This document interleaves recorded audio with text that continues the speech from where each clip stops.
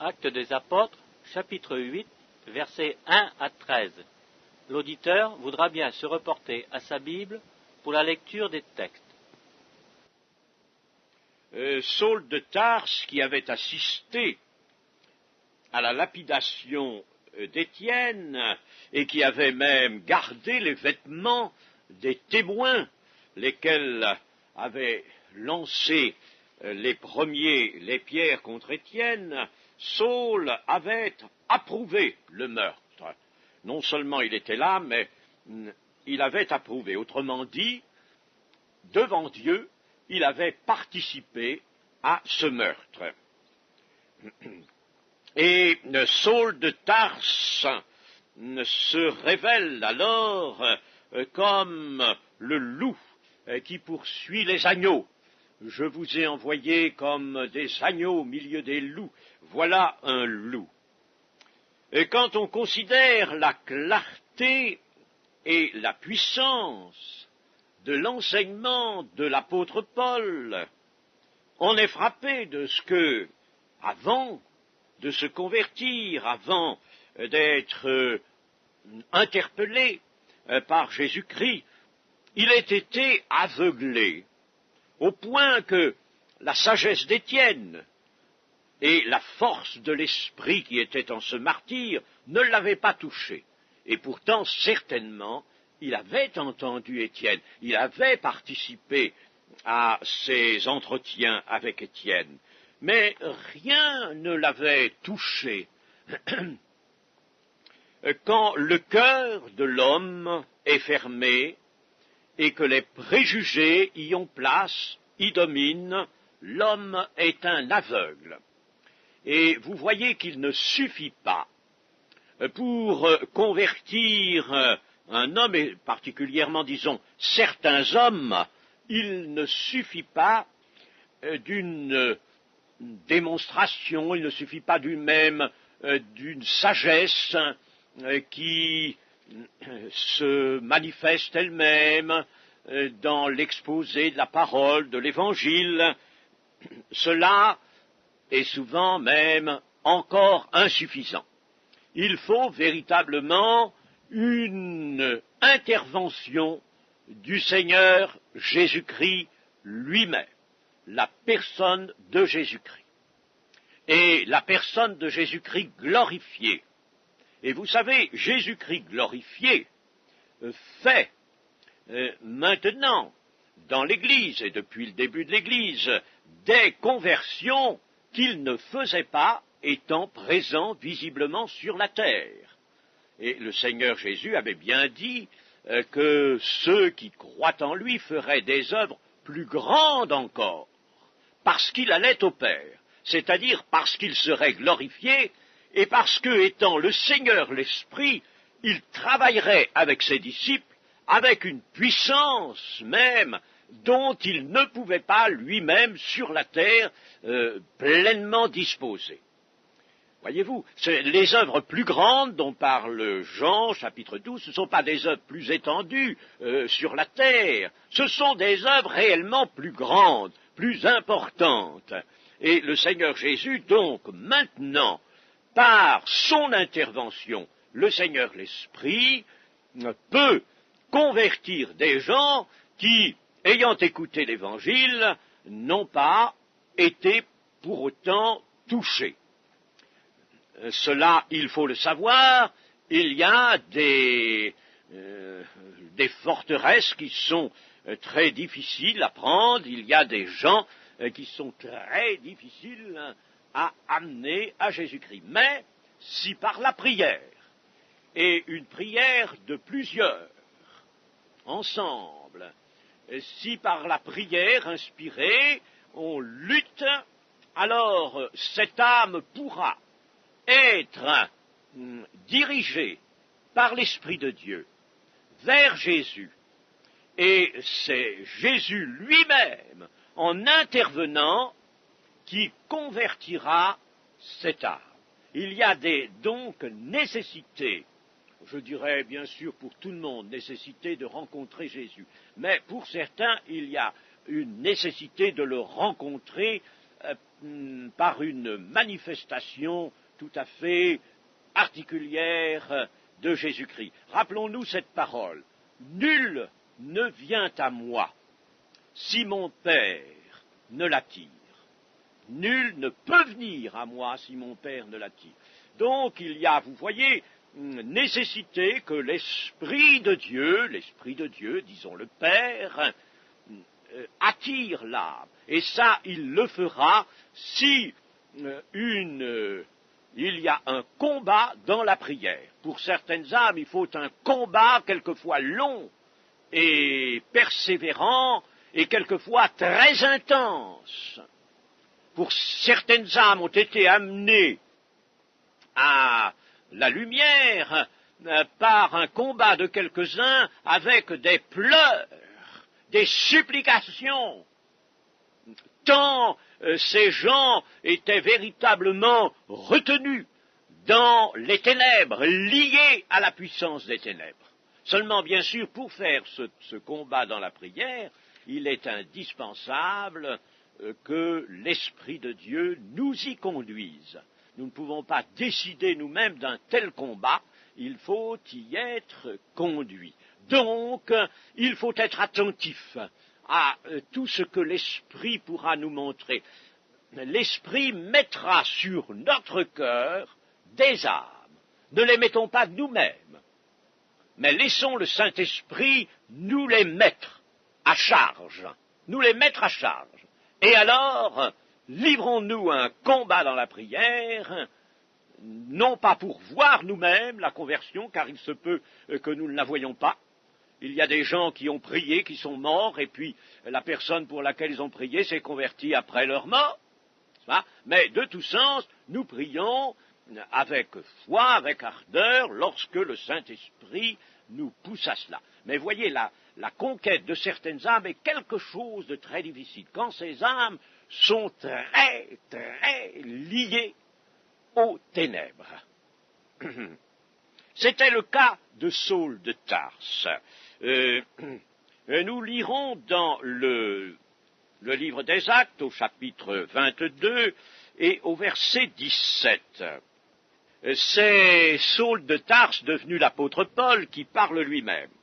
De retour à Jérusalem, comme je priais dans le temple, je fus ravi en extase. Et je vis le Seigneur qui me disait, « Hâte-toi et sors promptement de Jérusalem, parce qu'ils ne recevront pas ton témoignage sur moi. » Bon, je m'arrête là un petit peu. Vous voyez, même là, le Seigneur dit à Saul de Tarse que certains ne recevront pas le témoignage. Et pourtant, il était puissant, son témoignage, à Saul de Tarse.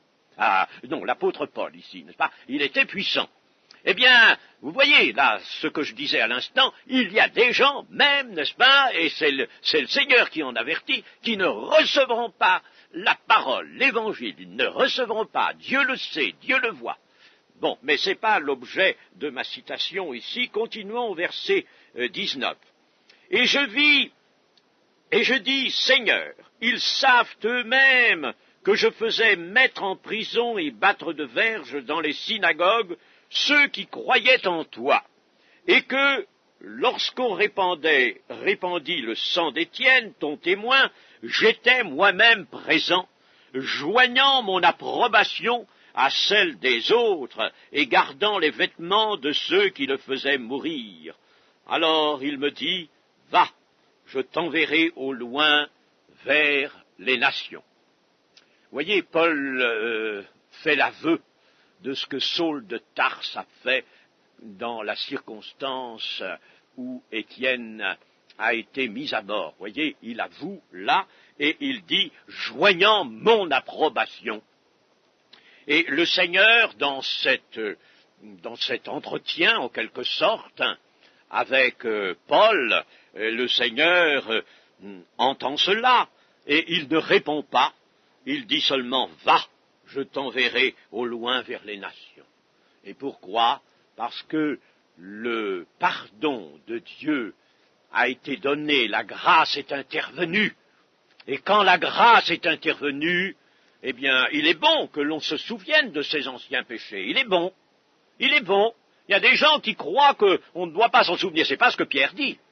Ah, Pierre dit, ils ont oublié le pardon de leurs anciens péchés. Il est nécessaire, tant que nous sommes sur cette terre, que nous nous rappelions de quoi nous avons été pardonnés. Ah, ce n'est pas un tourment que nous causent les péchés, mais au contraire, pour la gloire de Dieu, il faut que nous nous souvenions du pardon de nos anciens péchés. Et vous voyez que Paul ici même en fait l'aveu, ici devant le Seigneur, mais le Seigneur dit, va, je t'enverrai au loin vers les nations. C'est-à-dire maintenant, il n'y a plus rien de cela qui pèse sur toi, sur ton âme, toute charge, tout fardeau a été enlevé.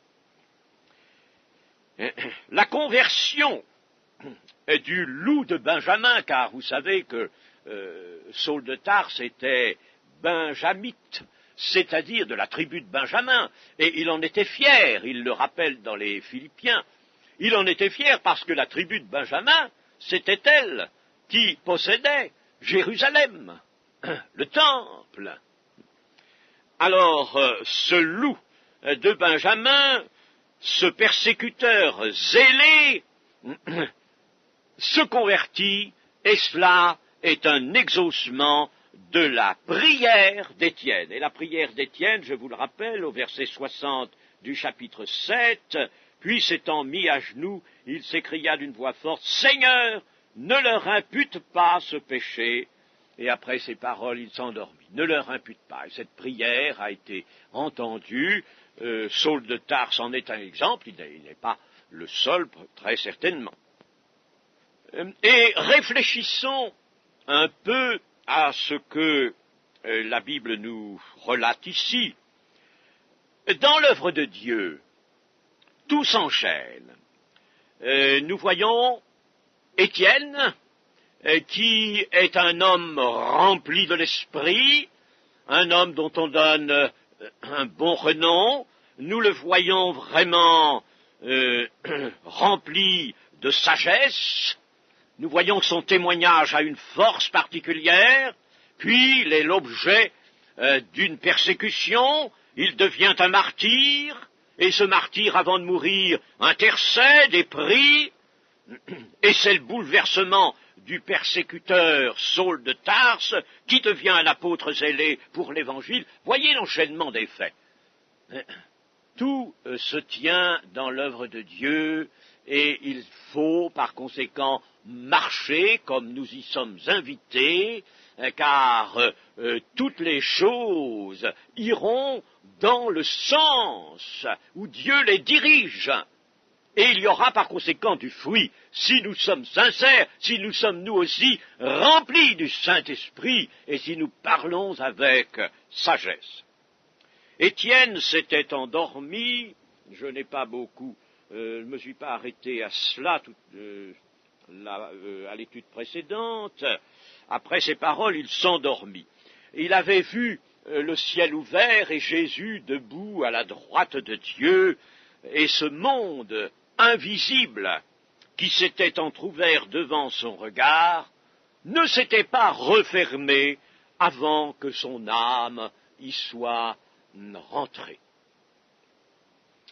Nous arrivons maintenant à la suite de ce chapitre 8 et voyons le verset 1er. Il y eut ce jour-là une grande persécution contre l'église de Jérusalem, et tous, excepté les apôtres, se dispersèrent dans les contrées de la Judée et de la Samarie. Le sang chrétien coule devant Dieu. Et il faut se rappeler ce que dit l'Écriture au sujet du sang innocent. Nous trouvons souvent cette expression dans la Bible, le sang innocent. Le sang qui est innocent devant Dieu. Et le Deutéronome, chapitre 27, verset 25, dit « Maudit soit celui qui répand le sang innocent ». Dans le livre des Proverbes, au chapitre 6 aussi, Dieu est les mains qui répandent le sang innocent. Et puis, il serait bon que nous lisions aussi Matthieu 23, verset 34. C'est pourquoi voici, je vous envoie des prophètes, des sages et des scribes. Vous tuerez et crucifierez les uns, vous battrez de verges les autres dans vos synagogues, et vous les persécuterez de ville en ville, afin que retombe sur vous tout le sang innocent répandu sur la terre, depuis le sang d'Abel le juste jusqu'au sang de Zacharie, fils de Baraki, que vous avez tué entre le temple et l'autel. Je vous le dis en vérité, tout cela retombera sur cette génération. C'est quelque chose de terrible, mes amis, cela. Vous voyez, faire couler le sang innocent. Innocent devant Dieu. Par conséquent, on est toujours, évidemment, en faute lorsque l'on fait couler un sang que Dieu regarde comme innocent. Et pensons à ce sang qui a coulé aussi au cours des siècles de christianisme. Le sang a coulé, le sang innocent. Il y a eu combien de martyrs? Au début, ces martyrs étaient le fait des chefs des Juifs, mais ensuite, cela n'a pas duré, et le sang a coulé, même par le fait de chefs religieux dans le christianisme, de gens qui avaient place dans la hiérarchie de cette Église, devenue persécutrice elle-même et devenue apostate. Bien sûr, il y aura eu des persécuteurs aussi parmi les autorités des nations, mais ce qui est terrible, c'est qu'il y en ait eu tant dans les rangs de ce qui s'appelait l'Église. Pensons à cela parce que même si nous ne croyons pas, nous, avoir versé le sang innocent, si nous ne pensons pas que nous puissions être capables d'une telle chose, rappelez-vous ce que dit l'Écriture. C'est que agir avec animosité, avec haine contre son frère, c'est être le meurtrier de son frère. Il est bon que l'on rappelle ces choses. Il est bon. Chers amis, nous le disons chaque fois que la parole nous y invite. Attention, dans l'Église, il ne devrait jamais y avoir le moindre sentiment d'animosité. Et quand on voit malheureusement des chrétiens qui ont une sorte d'animosité, disons ce mot seulement, animosité contre d'autres, ils ont de la rancœur même. Le Seigneur a dit que même si l'on dit raka à son frère, c'est une chose qui mérite la géhenne. C'est une chose qui mérite la géhenne. Alors, mes amis, recevons cela. Recevons ce que l'Écriture, la parole de Dieu nous dit, et ne l'oublions surtout pas, pensons-y. Nous ne pouvons rien faire, rien dire qui soit dirigé contre quelqu'un, et principalement contre un frère, une sœur, un membre de l'Église.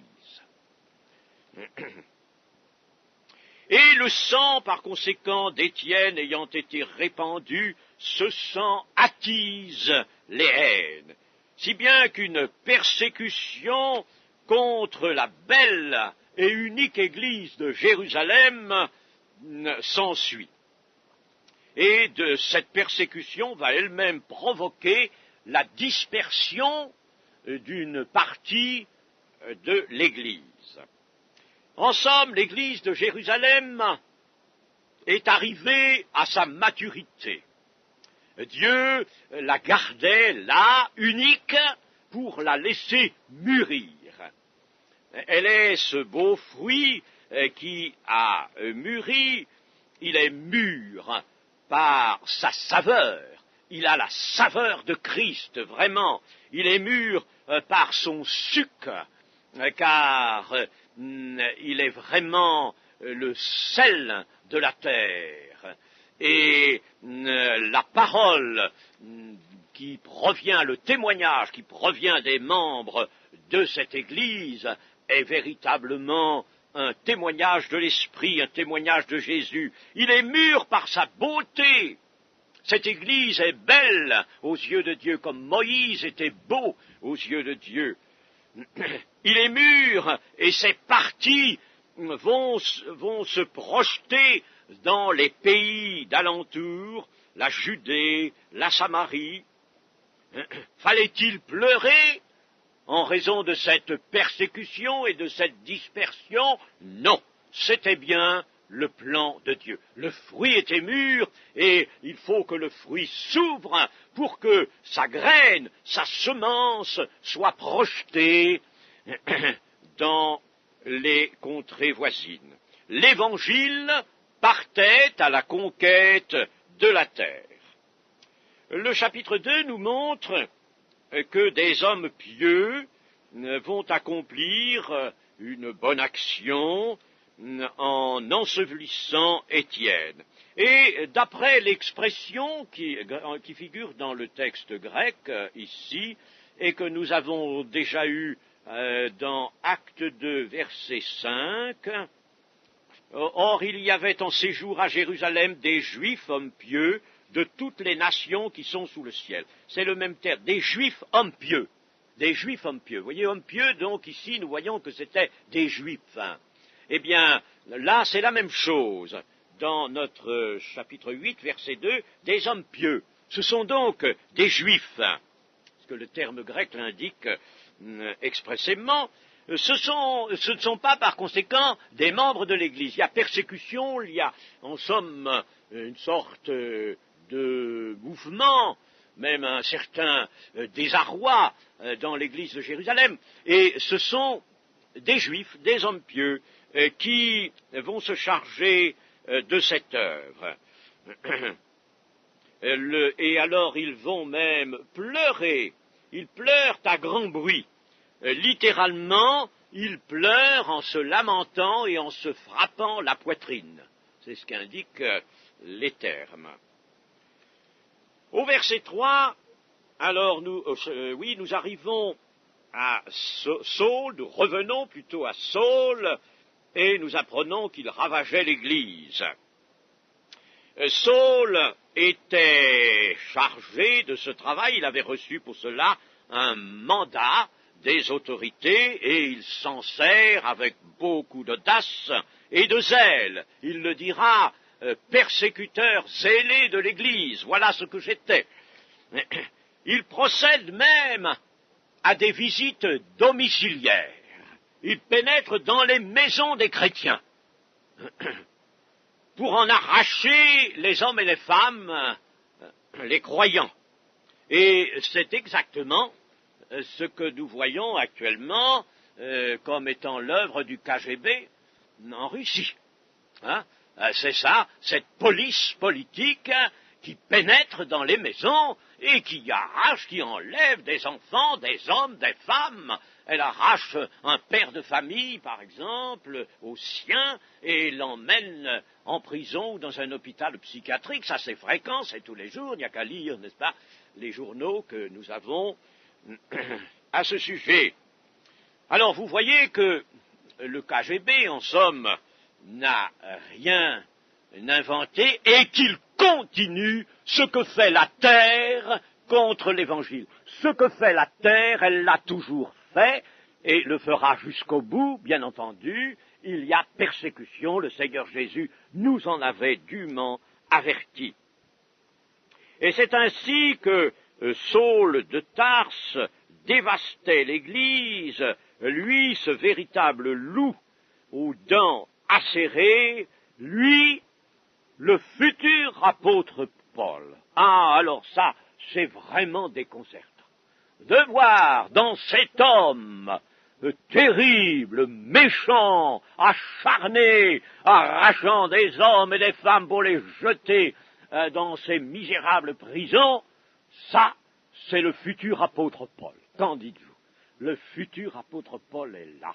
Et l'apôtre Paul, nous le retrouvons avec cette douceur extraordinaire, avec cet amour qui remplit son cœur. Il pense même à ces chrétiens qu'il ne connaît pas encore par leur visage. Et il prie pour eux. Il passe son temps à prier, à supplier le Seigneur pour le bien des disciples. Oh, quelle transformation! Il n'y en a pas de plus éclatante que celle-là. Il ravageait l'Église, littéralement, le sens du grec est celui-ci, il traitait honteusement, ou alors il traitait durement. Il traitait honteusement, durement. Et même, que faisait-il? Eh bien, il allait jusqu'à user de la torture, lui, le futur apôtre Paul. Il avait bien sûr à côté de lui des soldats ou des hommes qui lui prêtaient main forte, et il torturait les chrétiens pour les contraindre à blasphémer, lui qui pourtant était un juif élevé aux pieds de Gamaliel, un pharisien. Il les contraignait à blasphémer. Où voit-on cela? Eh bien, regardons au chapitre 26 des Actes et au verset 9. Pour moi, c'est toujours lui qui parle, j'avais cru devoir agir vigoureusement contre le nom de Jésus de Nazareth. C'est ce que j'ai fait à Jérusalem. J'ai jeté en prison plusieurs des saints, plusieurs en grec veut dire une foule, plusieurs des saints ayant reçu ce pouvoir des principaux sacrificateurs, et quand on les mettait à mort, je joignais mon suffrage à celui des autres. Ils n'étaient pas donc coupables seulement du meurtre d'Étienne, mais d'une foule de disciples. Et au verset 11, je les ai souvent châtiés dans toutes les synagogues, et je les forçais à blasphémer. Dans mes excès de fureur contre eux, je les persécutais, même jusque dans les villes étrangères. Voilà l'aveu de l'apôtre Paul sur ce que faisait Saul de Tarse. Mes amis, l'Évangile est capable de retourner la terre, et il retournera la terre. Nous arrivons au verset 4, ceux qui avaient été dispersés allaient de lieu en lieu annonçant la bonne nouvelle de la parole. En frappant l'Église, comme il le fait, Saul de Tarse en fait sortir, quoi? Des hommes et des femmes courbés, des hommes et des femmes qui ont peur. Non, il en fait sortir des missionnaires. Plus il redouble ses coups sur l'Église, plus il frappe et plus il en sort des missionnaires. Des gens qui s'en vont, mais qui répandent avec ardeur ce même évangile pour lequel ils ont été battus ou persécutés. Et nous pensons à ceci, frappe, le blé mûr et le grain en sort. Quand on frappe le blé, c'est ce qu'on faisait autrefois pour séparer le grain de la paille, on battait le blé. Si vous battez le blé, c'est le grain qui en sort, et le grain est prêt à ensemencer le sol.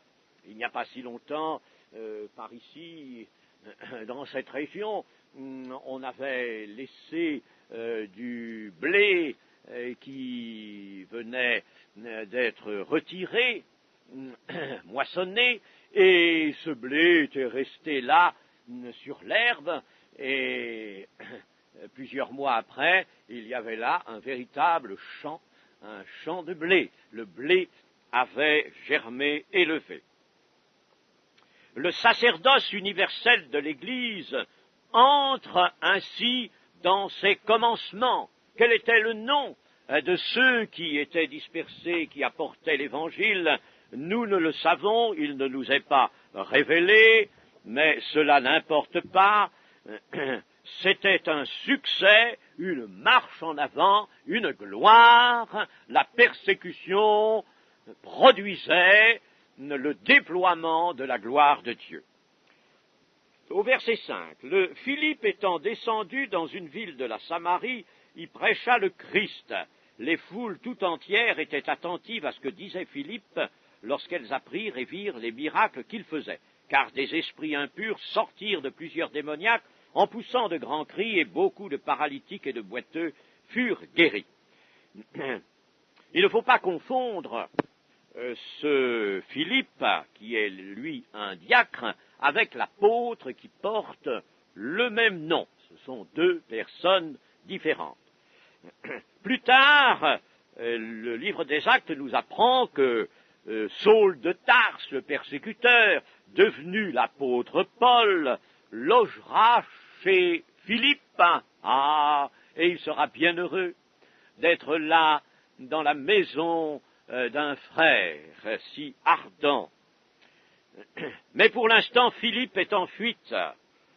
Il ne peut plus servir aux tables, c'est fini. L'organisation première avait été momentanée. Et maintenant, on ne peut plus la conserver. Il faut bien dire que aucune organisation ne doit être une gêne ou une entrave pour l'Église. Généralement, c'est ce qui arrive, et c'est bien malheureux. Nous mettons sur pied des organisations parce que nous pensons que cela est sage. Je crois pour ma part que nous allons beaucoup trop loin, parce qu'ainsi nous nous mettons de véritables entraves aux pieds. Et quand certaines nécessités se présentent, alors nous disons non, nous ne pouvons pas parce que c'est contraire à notre organisation. Nous avons prévu que, nous avons voulu que, et alors voilà, nous sommes là vraiment liés nous-mêmes par des règles que nous nous sommes données, et ça c'est insupportable. L'organisation doit être excessivement légère et en tout cas souple. Dès que le Saint-Esprit oriente les choses différemment, il faut que l'Église soit prête et ne soit pas retenue par des formes, par des conventions, des organisations. L'organisation, je suis de ceux, parce que je ne suis pas tout seul, heureusement, mais je suis de ceux qui la redoutent. Il y avait un homme de Dieu qui disait: dans l'Église, nous devons souhaiter avoir beaucoup d'hommes de l'esprit, mais le moins possible d'organisateurs. C'est dans une ville de Samarie que Philippe est appelé à porter la prédication de Christ. Pour bien évangéliser, il faut aussi disposer de la puissance des miracles. Celui qui prétend être évangéliste et qui ne fait pas les miracles, eh bien, il ferait bien mieux de retourner chez lui. Ça, c'est catégorique. Il faut l'accompagnement des miracles. Cela n'a pas cessé. C'est malheureux que dans certaines fractions du monde évangélique, on ait cru pouvoir parler différemment et dire « Oh, le temps des miracles maintenant est passé, c'était bon au début. » Il y a eu des ministères de fondation, nous dit pourtant un homme de Dieu comme Ruben Sayens dans un de ses ouvrages. Mais maintenant, ces ministères ont disparu, maintenant, il n'y a plus de miracles.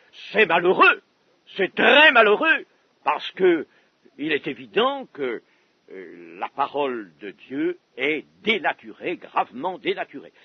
Tout évangéliste doit disposer de la puissance de faire des miracles. S'il est rempli du Saint-Esprit, s'il est livré à son Seigneur, il fera des miracles. Et il ne le fera pas parce qu'il le veut, il le fera parce que le Seigneur le veut. Il y a eu donc là des miracles, des démoniaques délivrés, des paralytiques, des boiteux guéris. Et dans le livre des Actes, nous voyons que la délivrance des démoniaques n'est mentionnée qu'à 2 reprises, dans le texte que nous avons, et puis dans le chapitre 11. Et cette délivrance s'opère toujours en milieu païen. Il y avait des cris. Il nous est dit que des démoniaques, plusieurs démoniaques étaient délivrés, les esprits qui étaient en eux sortaient en poussant de grands cris. Et cela montre une chose, c'est que les esprits impurs étaient vraiment chassés et que c'était pour eux un dur traitement. L'esprit impur, le démon, aime s'accrocher, veut s'accrocher. Il a besoin d'un corps. Il a besoin d'une personne physique. Vous savez que Jésus, même sur leur demande, dira aux démons d'aller dans les pourceaux. Ils ont besoin, là, d'un domicile qui soit un être physique. Et pour eux, d'être chassés de ce domicile, c'est quelque chose de dur, ils voudraient résister. Mais ils ne peuvent pas résister à la parole de l'évangéliste ici, qui est prononcé au nom de Jésus. C'est un ordre d'ailleurs, c'est un ordre, mes amis, un ordre. Une fois dans notre église à Alger, il y a eu, à la fin d'un culte, un homme qui s'est couché à terre, qui se traînait à terre et qui était entré dans une de ces crises que peut provoquer la possession. C'était tout à fait à la fin du culte. Et je suis descendu avec un jeune frère de l'estrade et je l'ai regardé, il m'a compris. J'avais, moi, demandé au ciel si c'était l'heure, le moment, et vous savez, Dieu répond très vite. Il répond très vite. Immédiatement, j'avais la réponse du ciel, au nom de Jésus, je te l'ordonne, sors et quitte cet homme. C'est comme ça qu'il faut agir. C'est comme ça. C'est un ordre qu'il faut donner au nom de Jésus. Il ne faut pas faire une prière. La prière, on la fait en 1 seconde. Au ciel, Seigneur. Il suffit de dire Seigneur. Et le Seigneur comprend. Qu'est-ce qu'il faut faire? Est-ce le moment? Me donnes-tu le feu vert, Seigneur? Et cela, la réponse vient immédiatement. S'il n'y a pas la réponse, il faut s'abstenir. Mais s'il y a la réponse, au nom de Jésus, je te l'ordonne, il n'y a pas besoin de crier très fort, vous savez.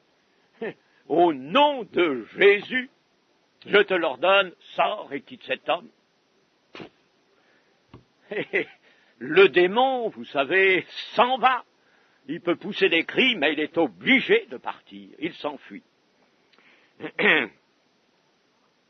Et ce fut une grande joie, nous dit le verset 8, une grande joie dans cette ville. Non seulement une joie pour Philippe ou pour d'autres missionnaires, mais ce fut une joie parmi les convertis et les inconvertis. Il y a une joie dans la ville. Bien sûr, la persécution peut venir changer ça d'un moment à l'autre, oui, mais il y a une joie. Et cette joie aussi est quelque chose de nécessaire, mes amis. Cela s'est vu à notre époque moderne.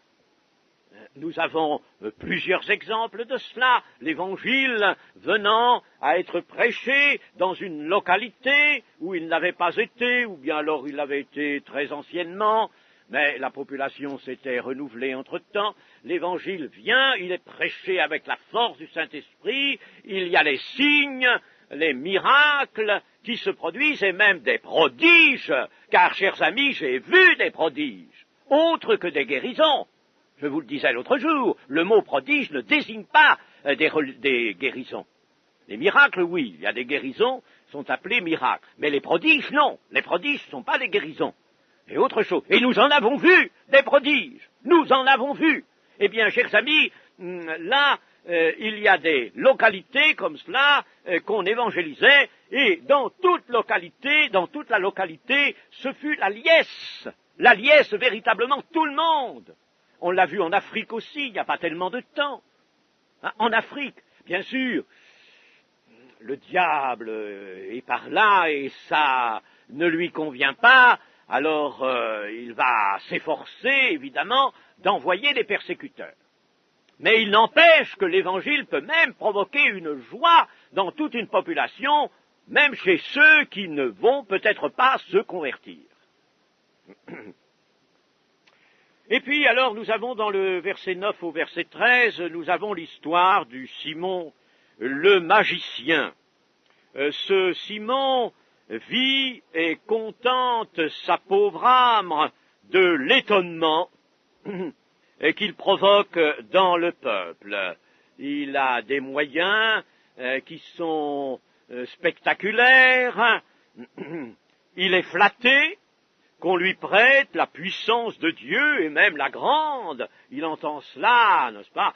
Ça réjouit ses oreilles. L'ennemi de nos âmes, le diable, s'efforce d'agir sous l'apparence de la puissance de Dieu. Attention, il nous faut du discernement, Le diable, lui, va essayer aussi d'agir sous le revêtement d'une prétendue puissance et qu'il dira être celle de Dieu.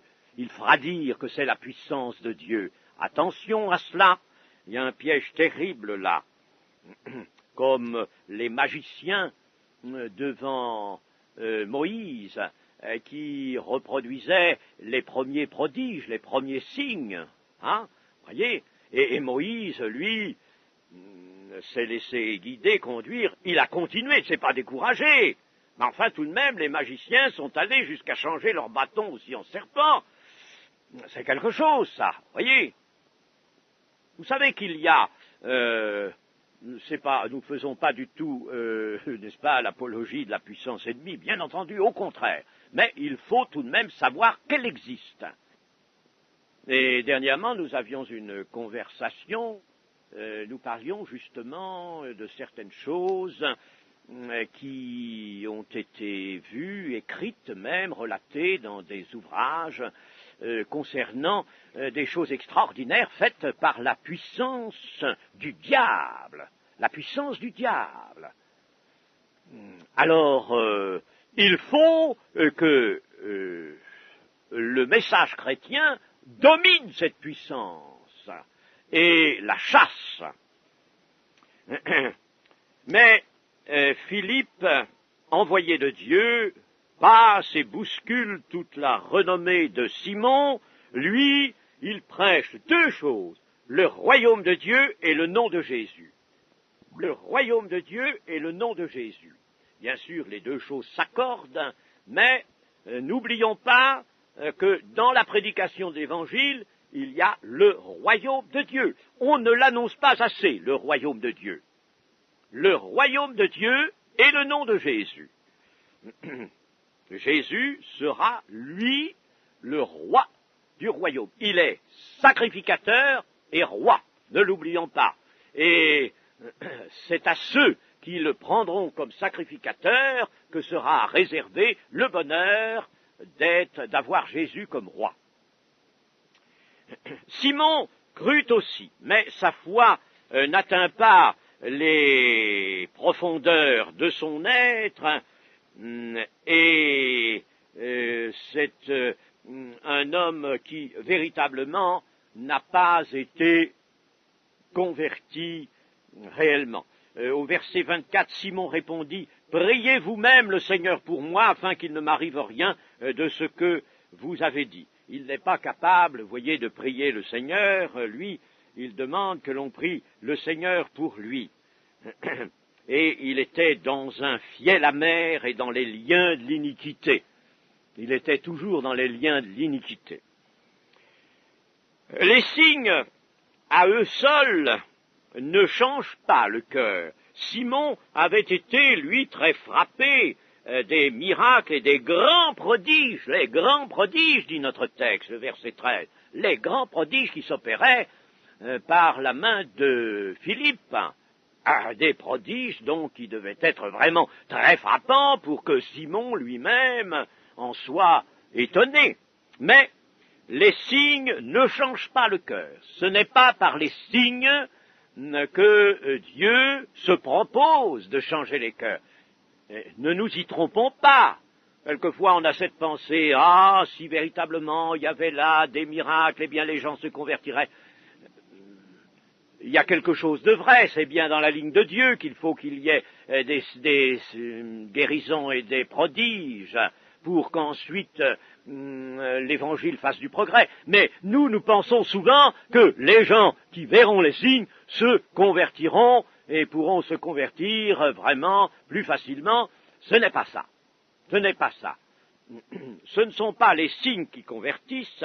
Il faut qu'ils soient, Dieu le veut, Dieu les a attachés à la prédication du royaume. Il ne faut donc pas les dédaigner, il ne faut pas les nier, mais il faut les voir tels qu'ils sont, des signes annonciateurs. Des signes annonciateurs. Il n'est pas possible que le doigt de Dieu vienne sur cette terre et vienne avec, par conséquent, sa puissance, sans que cette puissance même se voie.